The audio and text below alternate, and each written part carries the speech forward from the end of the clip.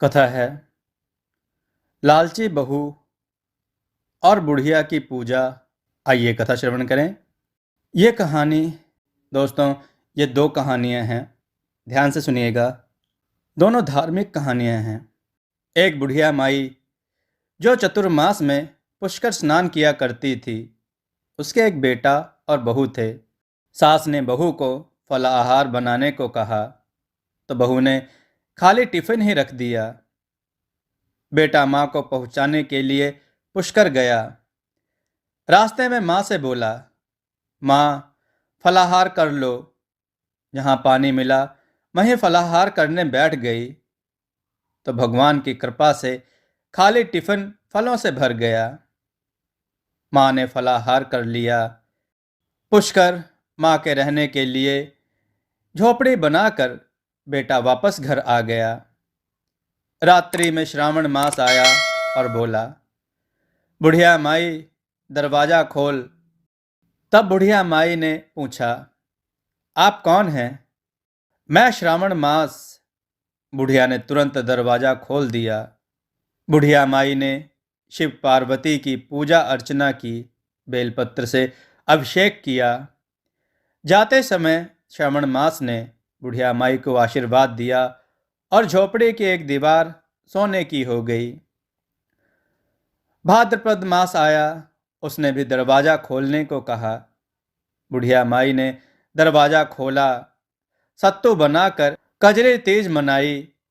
भाद्रपद मास ने बुढ़िया माई को आशीर्वाद दिया और झोपड़ी की दूसरी दीवार भी सोने की हो गई।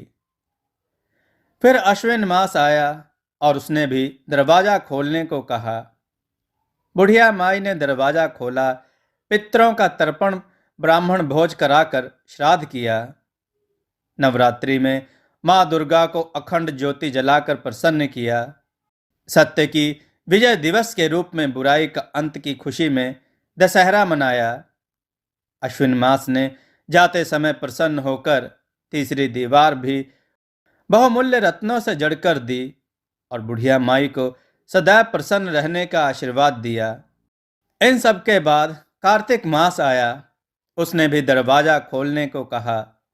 बुढ़िया माई ने दरवाजा खोला, अति प्रसन्न मन से कार्तिक स्नान किया, दीपदान कर दीपावली, गोवर्धन पूजा, भाई दूज, गोपाष्टमी, आंवला नवमी मनाई। कार्तिक मास ने जाते समय आशीर्वाद दिया और झोपड़ी के स्थान पर महल बन गया।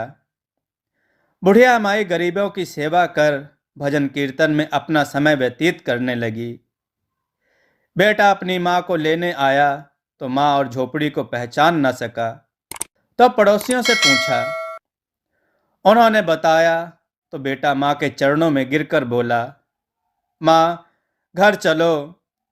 सारे सामान के साथ घर ले आया वह। सासू माँ के ठाठ देखकर बहू के मन में लालच आ गया और उसने अपनी माँ को भी पुष्कर छोड़कर आने को कहा। तो उसका पति अपनी सास को भी पुष्कर छोड़ आया, परंतु बहू की माँ की धर्म कर्म में बिल्कुल रुचि नहीं थी। वह 4 समय भोजन करती और दिन भर सोती। चारों मास आए और चले गए। जाते समय झोपड़ी भी गिर गई और बहू की माँ गधी की योनि में चली गई। क्योंकि औरत लक्ष्मी का रूप है और लक्ष्मी की तरह चंचल होना चाहिए। भगवान की पूजा और अतिथि का सम्मान और दान पुण्य करना चाहिए।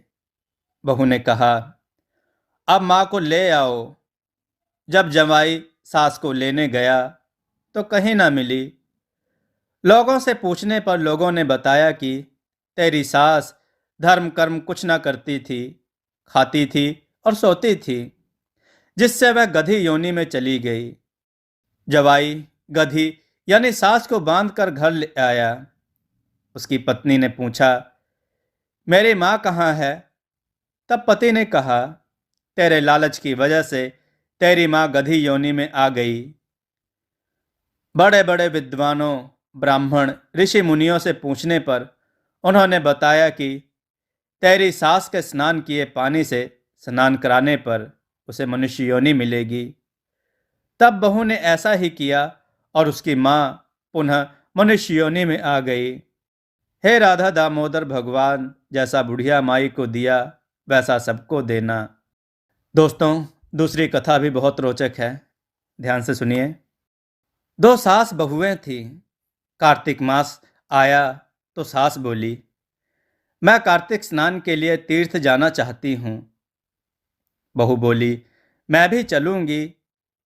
सास ने कहा, तू अभी छोटी है, अभी मुझे जाने दे। सास तीर्थ गई तो बहू कुम्हार से 33 कुंडे ले आई। रोज एक कुंडा भर कर रखती। उधर गंगा में सासू जी की नथ गिर गई। बहू कुंडे में नहाती हुई बोली, सासू नहावे उंडे में, मैं नहाऊं कुंडे में। इतने में गंगा जी की धारा कुंडे में आ गई। साथ में सासू जी की नथ भी आ गई। बहू ने नथ पहचान ली और अपने नाक में पहन ली। महीना पूरा हुआ, सासू जी आई। बहू सामने आई उनका आशीर्वाद लेने के लिए। तो सास नथ देख बोली, तो यह कहाँ से ले आई? तो बहू बोली, यह तो मेरे कुंडे में गंगा की धार के साथ आ गई। अब सास बोली, मुझे ब्राह्मण भोज करना है। बहू बोली, सासू जी 2 ब्राह्मण मेरे भी जिमा दो, मैंने भी कार्तिक स्नान किया है। तूने कहाँ कार्तिक स्नान किया है? तो बहू बोली, ऊपर चलो, मैं आपको बताती हूँ। ऊपर गए तो देखा सारे कुंडे सोने के हो गए। बहू बोली, मैं रोज कुंडा भर कर रखती थी और सुबह जल्दी उठकर नहाती और उल्टा करके रख देती। तब सासू जी बोली, बहू तुम बहुत भाग्यवान जो साक्षात गंगा जी तेरे पास आई। तूने श्रद्धा और विश्वास से कार्तिक स्नान किया तो भगवान ने तुझे फल दिया। दोनों सास बहू ने धूमधाम से ब्राह्मण जिमा कर दक्षिणा देकर विदा किया। दोस्तों, आपको यह कार्तिक स्नान की कथा कैसी लगी? कमेंट में लिखकर जरूर बताइएगा। दोस्तों, आपको यह कथा कैसी लगी? अपने विचार और सुझाव कमेंट में जरूर दें। हमारी कथाओं को लाइक करें, हमारे चैनल को सब्सक्राइब करना न भूलें। हमारी कथाओं को शेयर जरूर करें जिससे लोगों को अच्छा ज्ञान प्राप्त हो। जय श्री राम भक्तों।